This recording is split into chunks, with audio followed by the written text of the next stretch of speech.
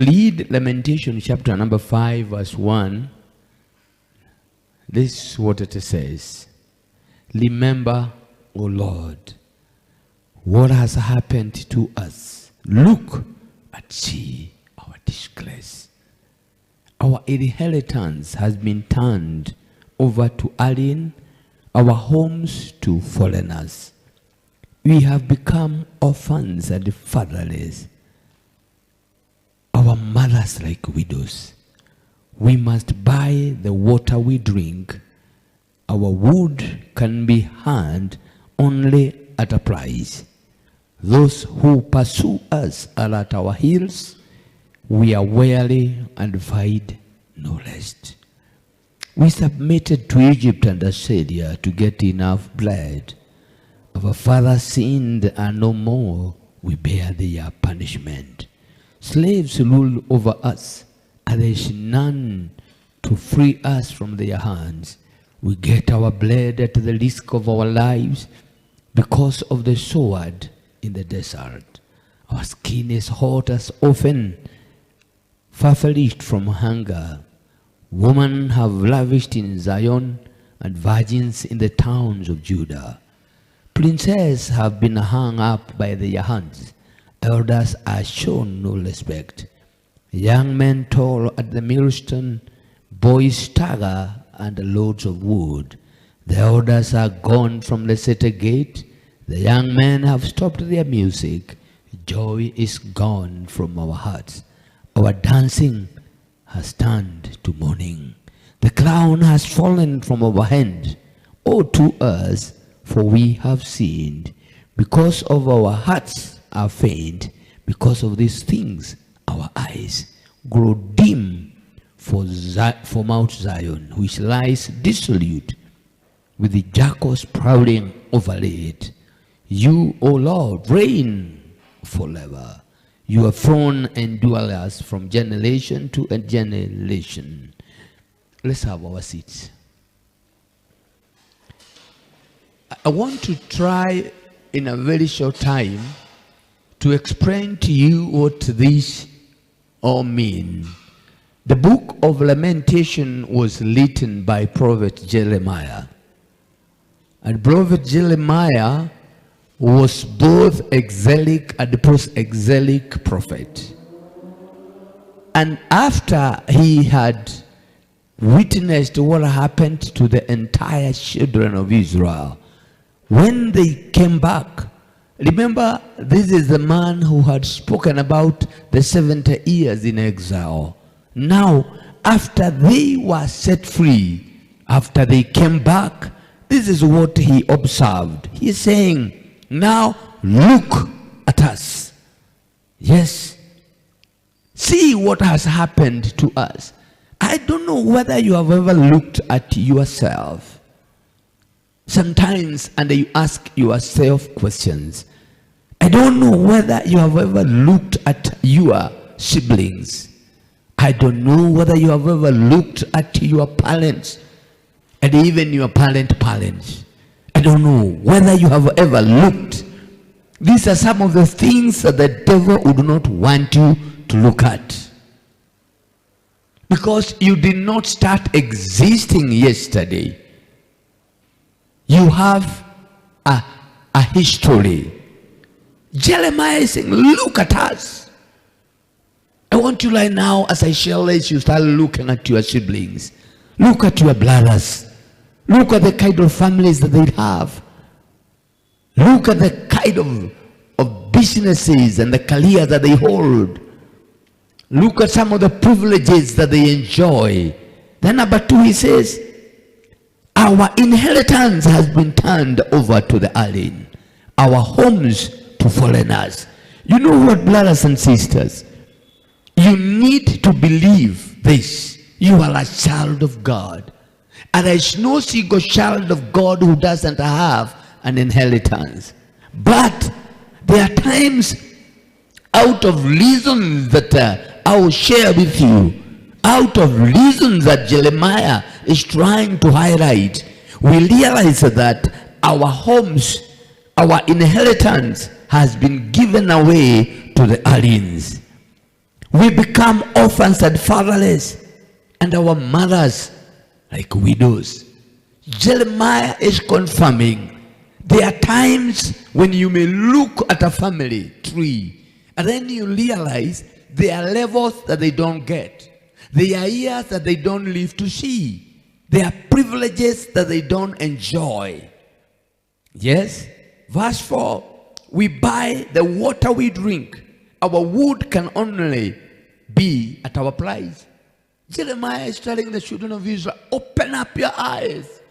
Try to remember all these wells that we are talking about. They were dug by your father Abraham. Others were dug by Isaac. Others were dug by Jacob. What is happening?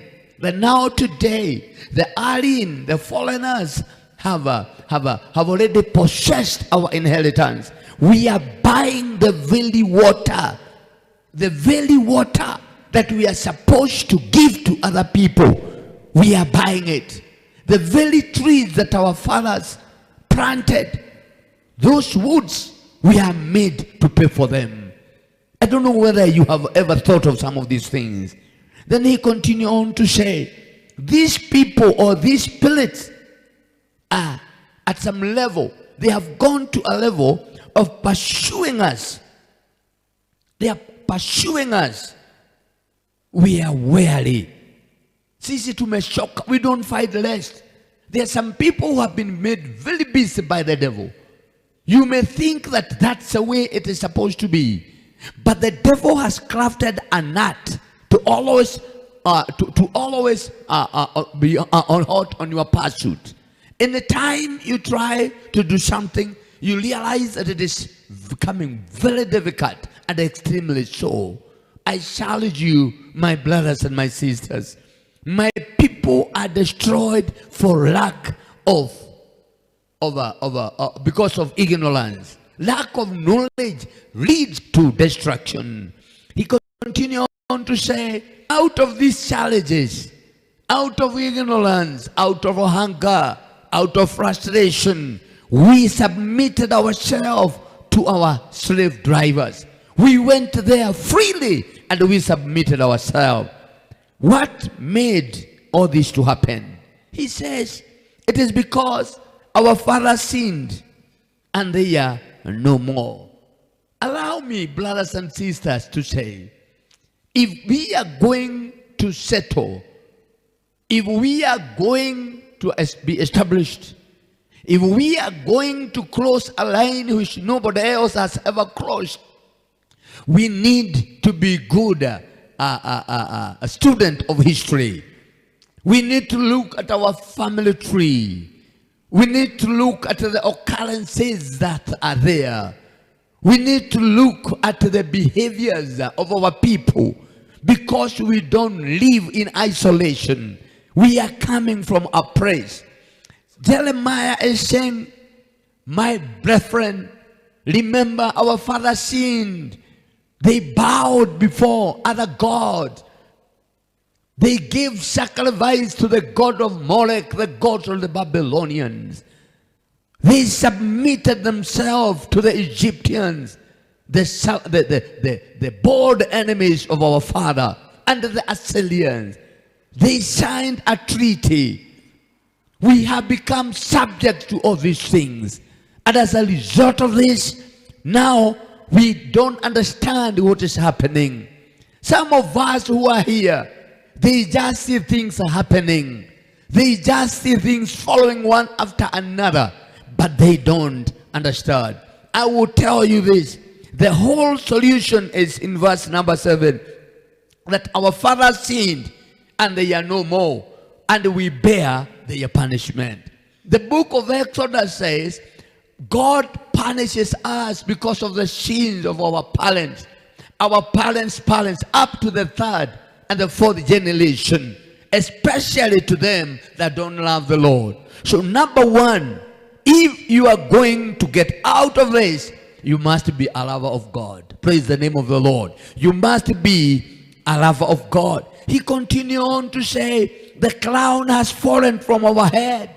Oh, unto us, for we have sinned. You know what he's trying to say? The crown that we used to have, the pride that we used to have has fallen down from our hand. This takes us to the words of Solomon in the book of Ecclesiastes, that I have seen with my own eyes.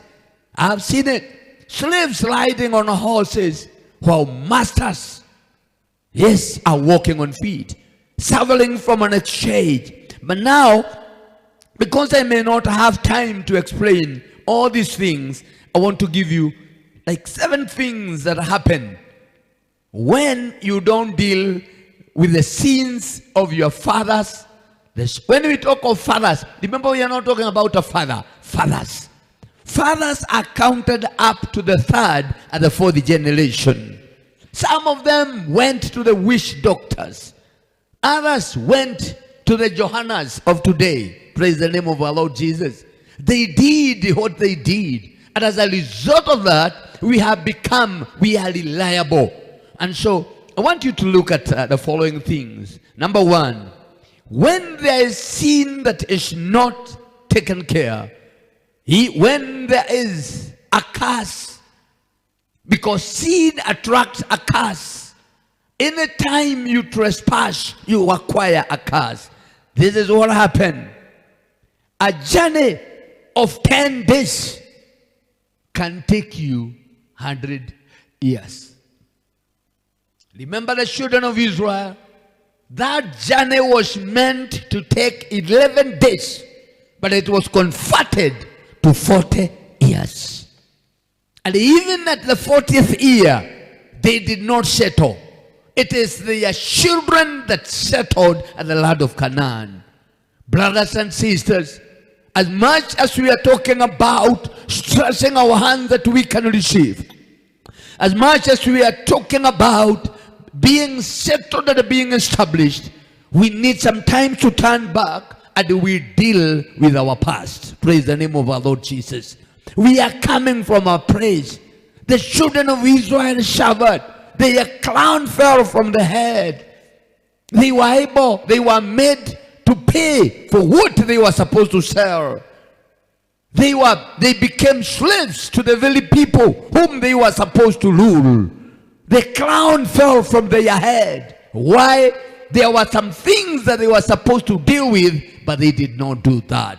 So, number 2, unrepentant sin make a person not to achieve something despite his money. When there is a sin that is not repented, when there is a curse when there is an altar that is operating in your family, this is what happened. Despite the amount of money that you may have, despite the wisdom and the knowledge that you may have, you end up not achieving anything. Praise the name of our Lord Jesus. Look, you may look aloud at a particular family. You see that these people have got good job, good education, but when you look at the achievement, it is 0. That tells you there's something that needs to be dealt with. Praise the name of our Lord Jesus. If I'm talking to you, do like this. Number 3, and very important, as a history that has not been settled, make people to work outside the divine plan and the purpose of God. You find yourself, because there is a spirit that is pursuing after you, there are some powers that are chasing after you. You find yourself working outside the divine plans and the purposes of God. And let me tell you, brothers and sisters, when you work outside the divine plan and the purpose of God, I can tell you, brothers and sisters, life becomes too difficult.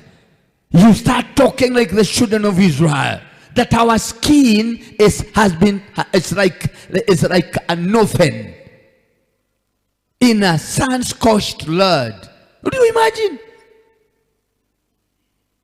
It's like we are being fermented. That's what the children of Israel are saying. Our enemies are hot in our pursuit. They are selling to us the very water that we are supposed to give to them. You end up paying for that which belongs to you. When there is a history that is not dealt with, this is what happens, brothers and sisters. You know, you end up being attached to the wrong people. I have known of people who are my friends. Sometimes they end up being attached to the wrong people. If they are not in the police, they are in court testifying. If they are not in court, you invite them in barassas, trying to explain some shameful things. Why? When there is a history that is not dealt with, you always find yourself, yes, rubbing shoulders with the wrong people. Am I talking to somebody? Again, Jeremiah is opening our eyes to see when there is a history that is not settled. Yes, people, you may end up investing all your money in sicknesses and other unnecessary things. There are people who work very hard, but they have no power, yes, to control their money. Your work, your duty is to work, but your money is planned from another quarter. Not once, not twice. You may think that you are doing it the right way, but I will tell you, ni kibarua umewekewa. Bwana asifiwe. Unafanya kazi, your skin inakaa kama oven. Unakaa kama mtu ameigizwa mahali awe fermented. That's what Jeremiah is saying. Cloud inaondolewa. The enemy is hot in your pursuit. Ukipiga kona, adui ndiye huyo. When there is money, the enemy is like the devil smells there is money. He just like the spirit of the Midianites. The Midianites should not attack until when they know there is money. When they smell money, that is the time bills come, sicknesses come, people that need to be built out of God, people who need to be helped. And it is not once. It is, it keeps on recurring. When there is a history that has not been settled, yes, this is what happened. This sin steals your dignity, it steals your gift, it steals your promotion, it steals that altar, that history. It keeps on stealing your cloud. When the cloud is just about to come, it is stolen. Your dignity is stolen. Your promotion is stolen. And that is very sad. Ancestral sin make a person to be depressed, confused, and they've not handled properly. These people even suffer from brain division. Kama ninaongea na mtu anifanya namna hii. That's exactly what Jeremiah is trying to say. So you need some time to turn. You look at how your grandfather, the kind of business he used to do, the kind of life that your grandmother had, the kind of life that your father had, the kind of life that your mother had, the kind of life that your big sister, your big brother has, is enjoying. And then when you look and able to identify some patterns, you look at some occurrences that are the same, you need to rise up and say, let it be known in this family, there is a different person. Praise the name of our Lord Jesus Christ. This cannot continue. You need to take power and authority, and you draw a line in the name of our Lord Jesus Christ. Waswahili huwa wanasema, ukiona kichwa cha mwenzako kimenyolewa, tia chako maji. Do you know what that means? Bwana asifiwe. Do you know what that means? Mahali sisi tumetoka. Let me give you a very simple example. Sahi kukitagazwa hapa Lolengo kuna mashindano na namba moja ataenda na 500,000. Huyu anakaa kama I do number one. You need to be sure that your life is rededicated. Because you cannot start engaging in a warfare and you are not sure. Paul says that you need to put the full armor. Put the full armor of the Lord. And you need to address those things. Yes. Rededicate your life to be sure that you are born again. Number 2, arise and disconnect yourself and your family from all these idols and the sin.